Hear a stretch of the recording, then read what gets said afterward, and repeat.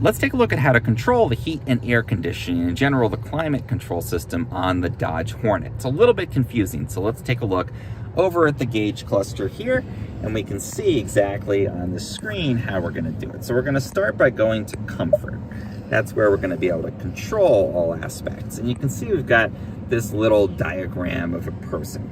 Now, if we wanna have heat or AC coming out at the chest level, we're gonna switch it on and off with this. So we can choose to have that. And then at floor level, so around your feet, we can switch it on and off with this one down here.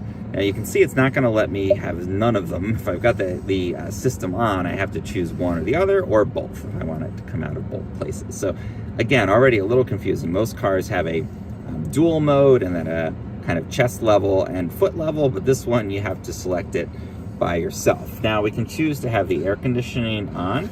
We can choose the max air conditioner, which is the most powerful. If it's a very hot day, you're getting into the car, it's hot or very hot in there, you can switch it over to the max AC.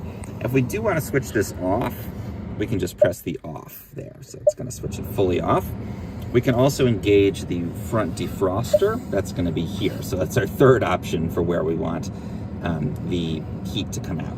I would recommend, if you're going to do the front defroster, it's usually better to switch off the other ones, get as much of your air coming up on the front there as you can if you really need it.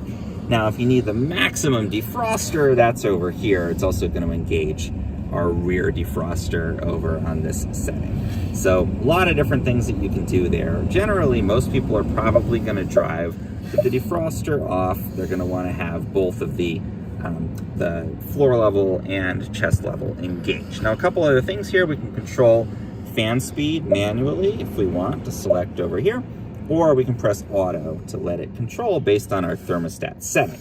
Now, speaking of thermostat setting, that's going to be over on the sides here. We can adjust up and down, and if you look up just a little bit here, you can see the specific temperature we've got this set to. So you can set this, press auto, and it'll maintain that temperature in the vehicle. Now, we can either control passenger side and driver side separately. That's if the sync is enabled down here.